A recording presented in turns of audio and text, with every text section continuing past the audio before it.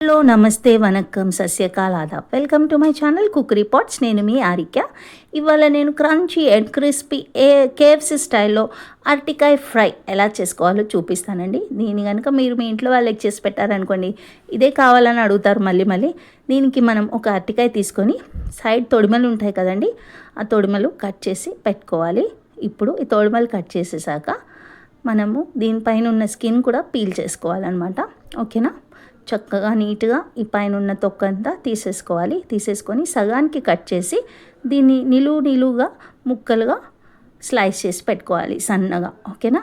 ఇప్పుడు ఓకే, నేను చూపించే విధంగా ఇలా నిలువుగా పీసెస్లో కట్ చేసుకోవాలి. ఓకే, ఇప్పుడు ఇందులో మనం చిటికెడు పసుపు వేసుకుందాం. ఓకే, 1/2 స్పూన్ అల్లం వెల్లిపాయ పేస్ట్, కొంచెం ఉప్పు, సరిపడా కారం వేసుకొని అన్ని ముక్కలకి ఈవెన్గా పట్టేటట్టు చక్కగా మిక్స్ చేసి పక్కన పెట్టుకోవాలి ఇలా. ఓకేనా? ఇప్పుడు మనము బ్రెడ్ క్రమ్స్ తీసుకొని ఇందులో కొంచెం ధనియాల పొడి, కొంచెం పసుపు, ఉప్పు, జింజర్ పౌడర్, గార్లిక్ పౌడర్, ఇవి ఆప్షనల్ అండి, మీ దగ్గర ఉంటే వేసుకోండి, లేకపోయినా పర్వాలేదు. కొంచెం కారం పొడి 1 స్పూన్, ఇంకా 1 స్పూన్ కార్న్ఫ్లవర్ వేసి చక్కగా మిక్స్ చేసుకోవాలి. ఓకే, ఈవెన్గా.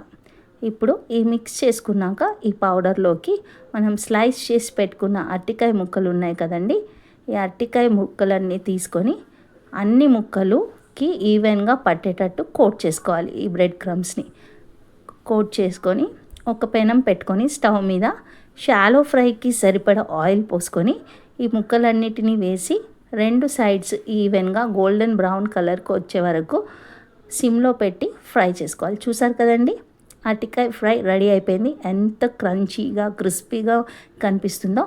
దీన్ని కూడా మీరు తప్పకుండా ట్రై చేయండి. దీన్ని కనుక మీరు సాంబార్ రైస్లోకి కానీ రసం రైస్లోకి కానీ మీ పిల్లలకి సర్వ్ చేశారనుకోండి, అద్భుతంగా ఉంటుందండి.